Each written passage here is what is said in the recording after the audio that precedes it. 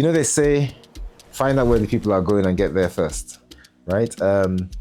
So when I first came back to Lagos to look for a place to set up Landmark, I looked at the diversity of Lagos, and I liked the idea of Victoria Island because it was literally in between the sort of bustling business districts, expanding business districts of Victoria Island, and then the growing Lekki corridor, the residential corridor down the Lekki Road. And Victoria Island has a lot to offer. So, it was near water, so it helped with the leisure part of our business. It had a business community, so it helped with the work part of our business, and it had a huge residential community in its environment. So it helped with the stay part of our business, and that's why we call it live, work, and play. So it's evolved from primarily a residential unit, enclave, into a business enclave, into a leisure enclave. And what I like about the island now, there's just so much diversity. You can have breakfast in a restaurant, you can go to an office and work, you can have lunch in another restaurant, you can go to a museum, you can watch a movie, you can go to a bar, you can go to a lounge. There's just so much on the island that's happened. So there's a whole lifestyle sequence that's happened with the times that have changed. And that's the great thing about Victoria Island. It's the center point of that whole business, leisure, and lifestyle. Every country and every city must have its own destination, and I'm glad that we've played a part in that diversity that Victoria Island has grown into.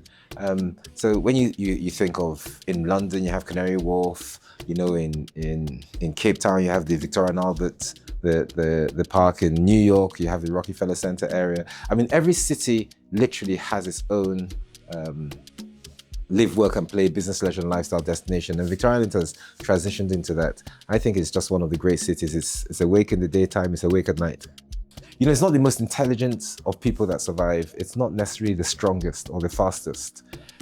It is those who are most adaptable to change. And that's the biggest lesson I've learned in this journey. And the advice I'll give to people, three pieces of advice. The first one would be success. There's no such thing as overnight success. Whatever you do, it's a journey, you've got to grind. The second is the lesson I learned, which is adaptability. You have to be able to roll with the punches. There'll be things thrown at you that you didn't expect. And it's important to have the resilience and the nerve to be able to change those things. And the third thing, I would say, if you want to be successful in Nigeria, if you want to be successful in Lagos, and especially in Victoria Island, then the one thing you've got to do is solve a problem, right? And solve a problem that many people have.